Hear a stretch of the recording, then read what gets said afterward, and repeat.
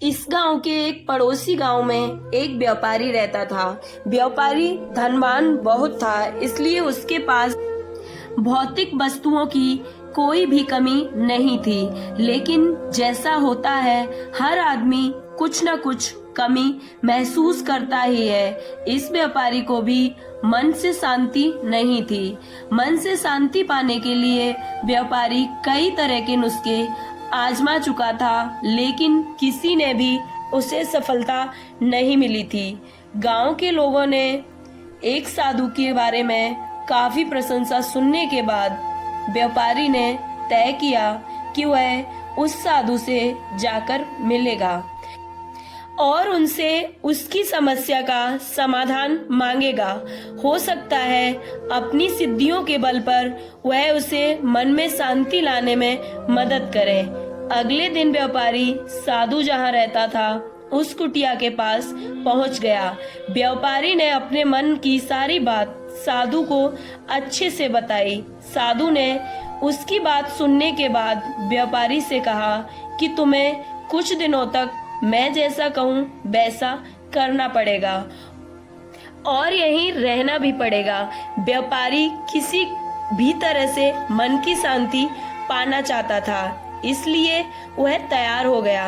अगले दिन साधु ने व्यापारी से कहा कि आज के दिन तुम बाहर बैठोगे। साधु ने व्यापारी को एक जगह बताई जहां पर उसे बैठना था। सूरज चढ़ते ही धूप सेठ पर पड़ने लगी। सेठ ये देखकर हैरान था कि साधु खुद कुटिया के अंदर छाया में बैठा है और उसे धूप में बिठाकर रखा था।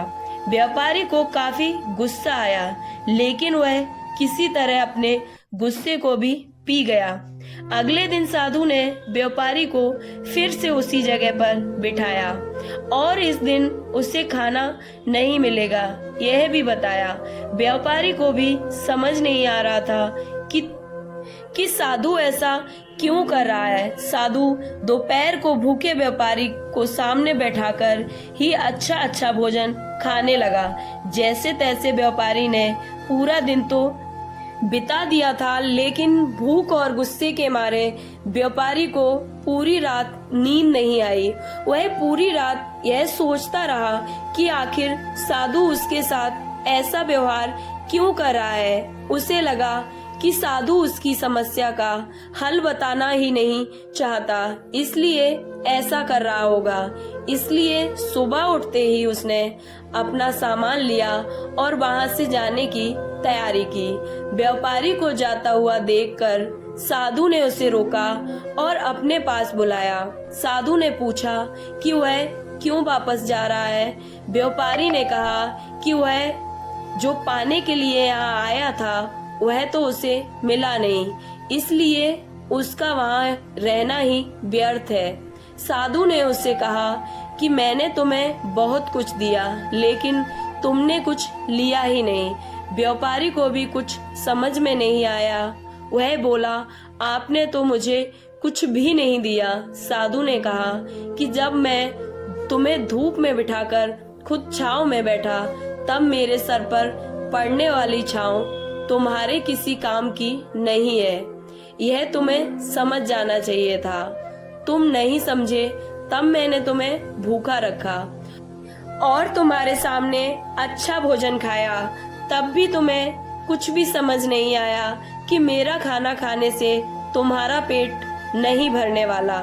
यही बात तो आगे बढ़ाते हुए मैं तुम्हें बताता हूँ कि मेरी सिद्धियों से तुम्हें मन की शांति मिलने वाली नहीं है। जैसे तुमने अपने परिश्रम से धन, नाम, रुतबा सब कमाया है, वैसे ही तुम्हें अपने मन की शांति भी खुद ही कमानी होगी।